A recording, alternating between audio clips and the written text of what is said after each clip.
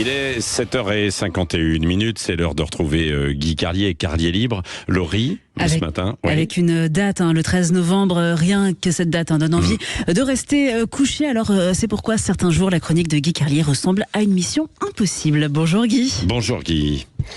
Eh oui, bonjour.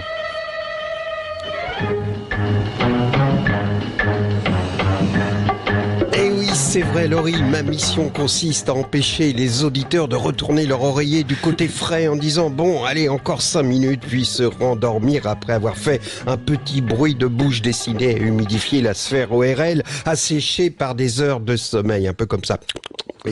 Lundi 13 novembre, rien que dans cette date, il y a 3 raisons de rester au lit. D'abord, c'est lundi, comme disait Pierre Desproges, le lundi, je suis comme Robinson Crusoe, j'attends vendredi. Ensuite, on est le 13, bon, j'insiste pas sur la malédiction du chiffre, mais surtout novembre.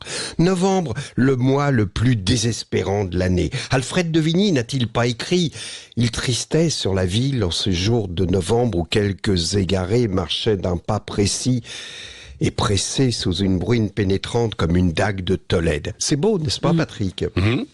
Bon, oui, c'est beau. Bon, Alfred de Vigny, disais-je, n'a-t-il pas écrit ces vers magnifiques ? Eh bien non, car c'est moi qui viens de le faire, et je l'ai fait à l'intention des étudiants et des lycéens. Les enfants, écoutez-moi bien, n'hésitez pas à inventer de fausses citations dans vos dissertations, car le correcteur ne peut pas tout connaître, et ce sont 2 points de plus assurés. Alors évidemment, la seule chose, c'est qu'il faut rester dans l'esprit de l'auteur. Goethe n'écrivait pas comme Hanouna parle. Ne lui faites pas dire au poète teuton, on va faire la darka, mes petites beautés, parce que là, ça passe pas.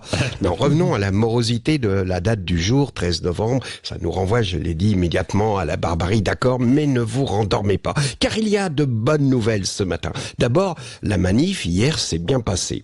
Pas d'incident, pas de violence, pas de dégradation. Il faut dire qu'une manif au premier rang de laquelle marche Gérard Larcher est plus proche de la promenade digestive dominicale que d'un défilé insurrectionnel. Hier, le cortège ne sentait pas le cocktail Molotov. Il flottait au-dessus du défilé des effluves d'euros du dimanche. Ça sentait le poulet pomme sautée et le gigot à l'ail. D'ailleurs, la courte allocution de Gérard Larcher, ponctuée de reflux gastrique, n'incitait pas à la vandalisation des succursales bancaires. Beaucoup de seniors hier dans le cortège, des boomers aux cheveux blancs, des retraités élégants façon Dominique de Villepin avec des doudounes sans manches, des brushings traités à l'après-shampoing L'Oréal pour éliminer le jaune. En fait, ils avaient les cheveux avec l'effet Villepin. Comme disait ma mère, il avait de l'allure, Villepin.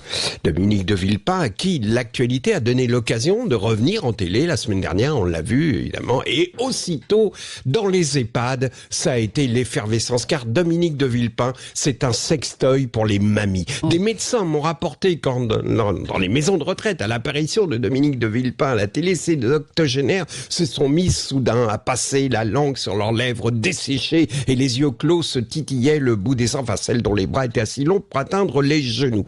En voyant Dominique de Villepin à la télé ces jours-ci, je me disais que ce gars-là, c'est Jackie de Jacques Brel. C'est notre rêve à tous. C'est être une heure seulement, beau et con à la fois.